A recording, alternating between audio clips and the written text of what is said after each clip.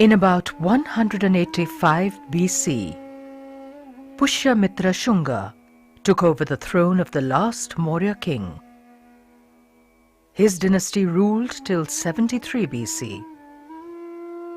This is known as the Shunga period in Indian art. The Shungas worshipped Hindu deities and were also benevolent to the Buddhist Sangha. The earliest significant body of Buddhist art was made under their rule.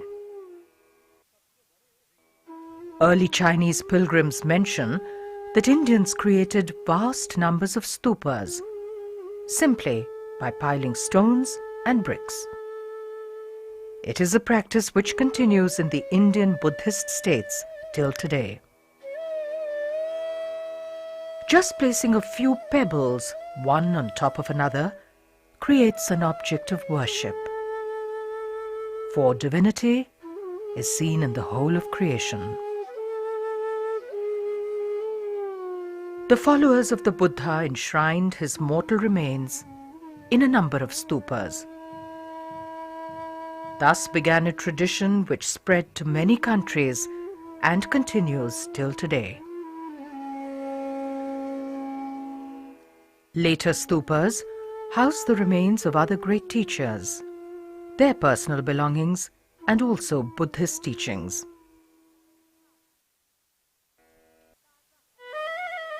Around 100 BC, a great stupa was made at Bharhut, in the eastern part of present-day Madhya Pradesh. The railings of the stupa and the one surviving gate are kept at the Indian Museum in Kolkata. This is the earliest stupa railing to have survived. Inscriptions here show that the reliefs and figures were donated by lay people, monks and nuns. The 9-foot-high railing or Vedika and the gateway or Torana are made in imitation of the wooden architecture of that time. The railings create a path for the devotee to walk around the revered stupa. As he proceeds, stories were made on the railings to remind him of the virtuous qualities of the Buddha. Jatakas or tales of the previous lives of the Buddha are used to exemplify the rules of conduct in everyday life. These stories continued previous folklore.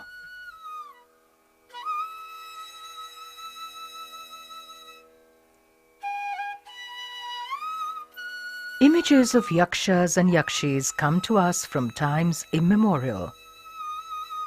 These embody the spirit of nature and serve to remind us of the divinity which underlies all that is around us. They represent the protection of nature and its great fertility, which ensures the continuance of life.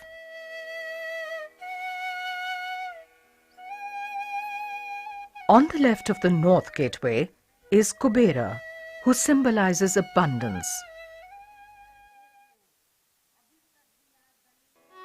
On the same pillar is made the Yakshi Chandra. She holds a branch of the Ashoka tree above her. At Bharhut, these are the earliest such images, which were to become prolific in later art.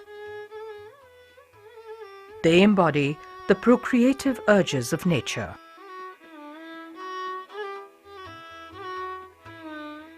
The tree longs for the touch of a beautiful woman to then burst into blossom.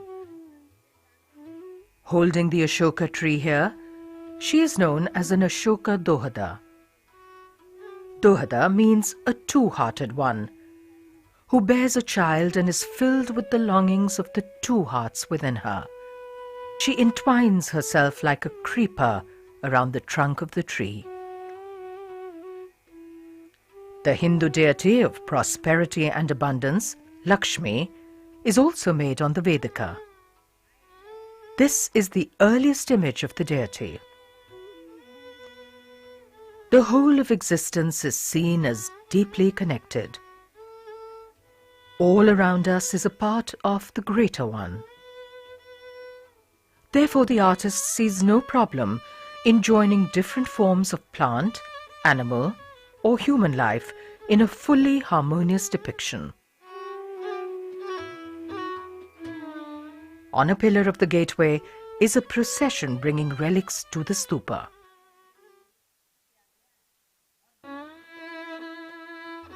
We are constantly aware of the cosmopolitan world in India at that time.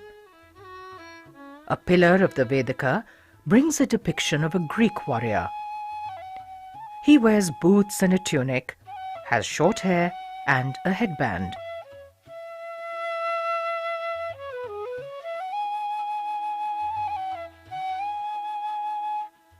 On another railing we see a Nagaraja, a serpent king.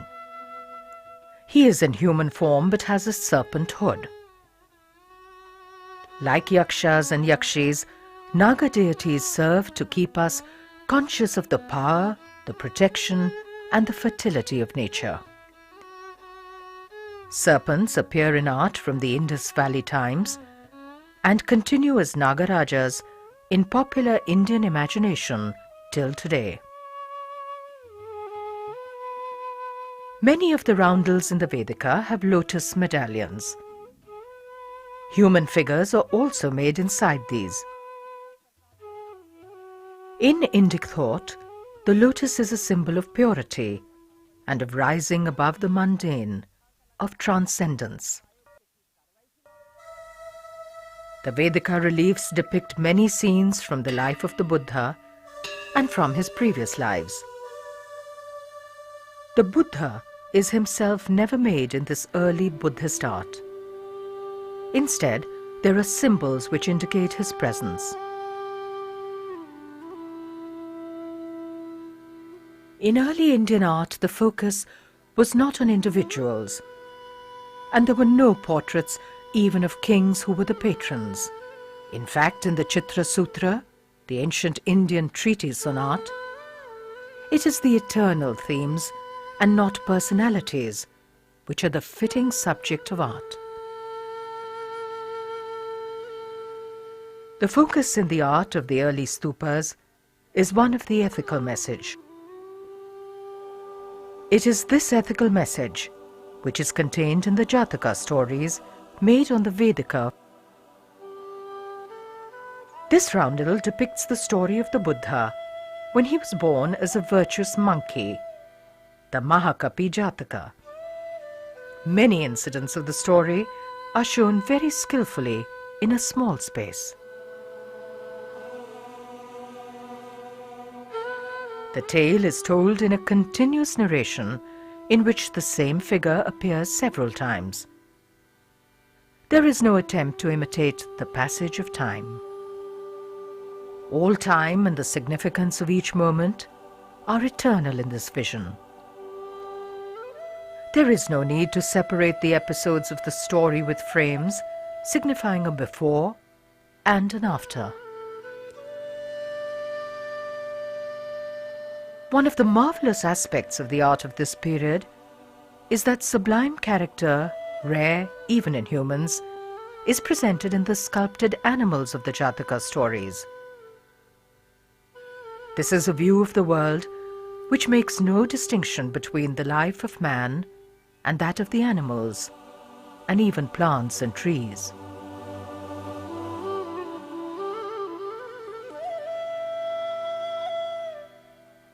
The figures of men and women are part of the harmony of nature and are endowed with a generous sense of well-being. There are no groups. Each appears to abide peacefully, self-contained, in the place assigned to it.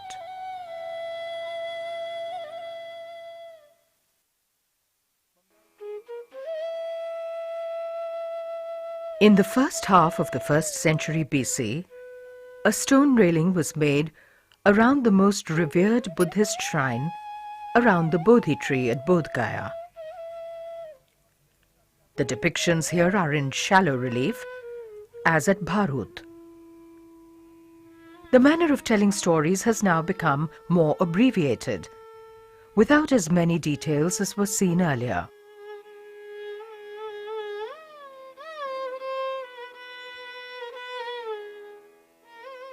The city of Vidisha, present-day Besnagar in Madhya Pradesh, was on the trade route which connected the plains of the Ganga to the western coast. Among the earliest objects to be found here is a large stone pillar with an inscription on it, dated to about 120 to 100 BC. It was set up by a Greek devotee named Heliodorus in honor of Vasudeva, a name of Lord Vishnu.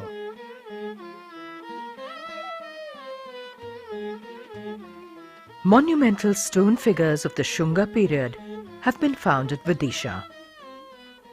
These include this impressive representation of the Yaksha Kubera, the Lord of Wealth.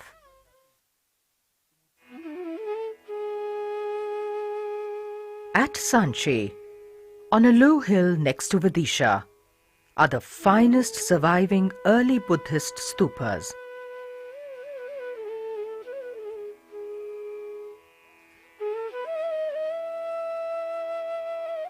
Halfway up the hill is a stupa which contains the remains of prominent Buddhist teachers of the Maurya period. The railings or Vedika made around the stupa dates to around 100 BC. The Vedika has medallions and half medallions with reliefs. Corner pillars at the entrances are fully carved. The deity of prosperity and abundance, Lakshmi, is here being lustrated by two elephants who pour water over her.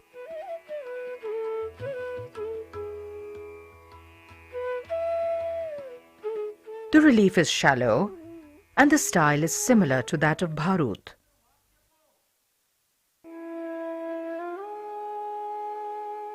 The greatest surviving Buddhist stupa of the BC period is on top of the hill at Sanchi. It is likely that it would have enshrined the relics of the Buddha.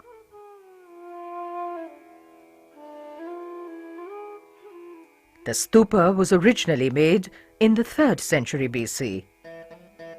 There is an Ashokan pillar at the southern entrance of the stupa. In the middle of the 2nd century BC, it was doubled in size and its older wooden railings were replaced with massive stone ones, 9 feet high.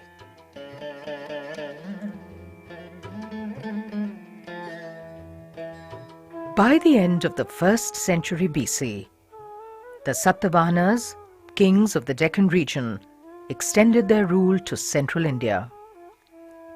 They worshipped Hindu deities. However, major stone renovations here in their time made this stupa one of the most significant of all Buddhist monuments.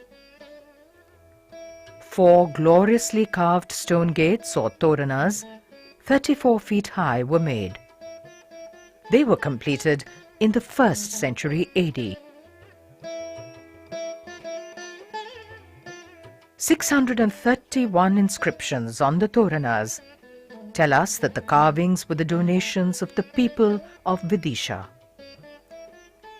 The art was created for gardeners, merchants, bankers, fishermen, housewives, householders, nuns and monks. Almost half the donations were from women.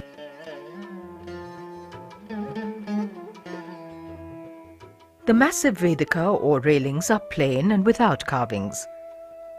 The toranas have 2 upright pillars, which support 3 horizontal bars or architraves.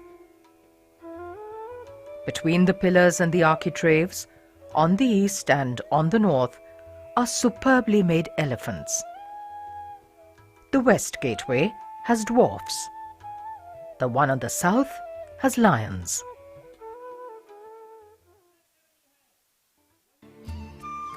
The dwarfs or ganas are made with rolls of fat and vast bellies which bulge over their dhotis. They have individualized facial expressions. Gannas continue as a favorite motif of the Indian artist in the centuries to come. They deepen the sense of the reality presented in the art, where the humorous and the sublime coexist, reminding us that everything has its place in existence. The veneration of nature's fertility and abundance, as seen at Bharhut, continues here. 24 auspicious women are made as bracket figures on the gateways. On the east Torana is a beautifully made Yakshi, who holds the branch of a mango tree above her. The notion of the creative vitality of nature and its fruitfulness is convincingly portrayed here.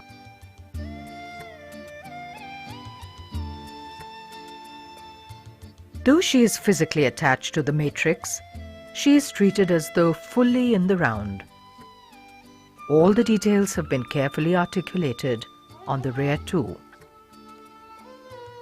As at Bharhut, we pass male figures at the entrances.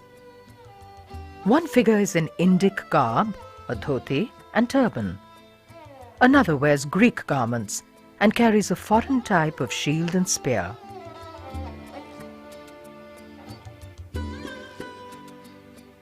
The reliefs on the Toranas bring us the Jatakas of the Buddha's previous lives, as well as events from the life of Gautam Buddha.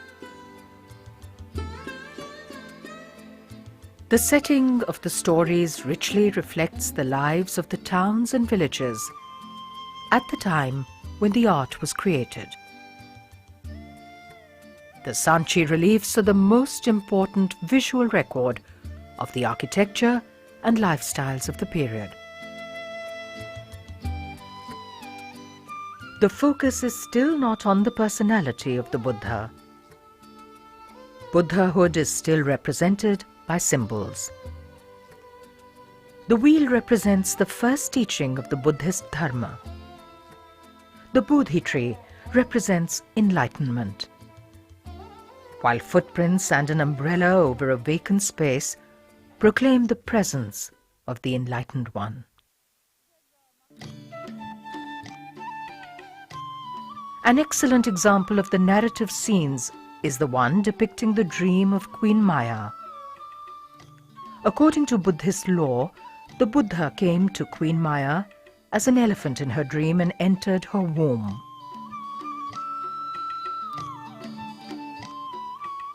The Toranas of the stupa at Sanchi present a view of the overflowing activity of life. Whereas the figures at Bharhut were single ones, those here are in large groups of many figures. They are in a variety of poses and in the midst of exuberant life. They are no longer depicted only frontally. Instead, three-quarter profiles are also seen. The Sanchi artist depicts a wide range of expressions effortlessly.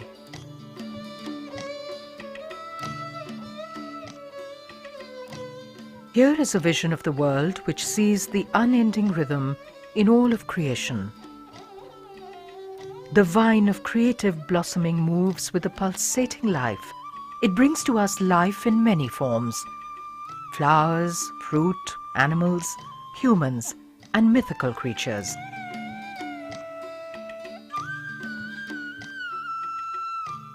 Another smaller stupa at Sanchi contained the relics of the Buddha's close disciples, Maudgalyana and Sariputra.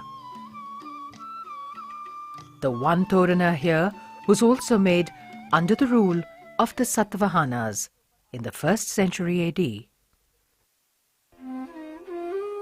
The stupa at Sanchi has an inscription on the eastern gateway which mentions that the exquisite carvings on the gateways are the work of ivory carvers of Vidisha.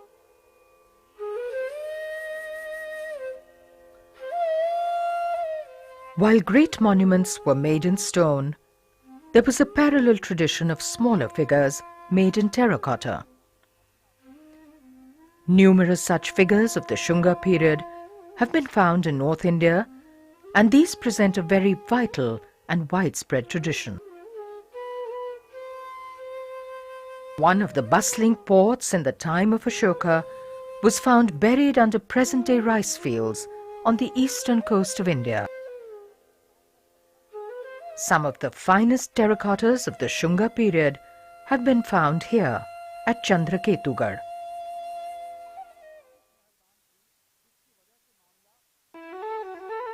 The period from the 2nd century BC till the 1st century AD saw the emergence of artistic traditions which were to prevail in Indic art for all time to come.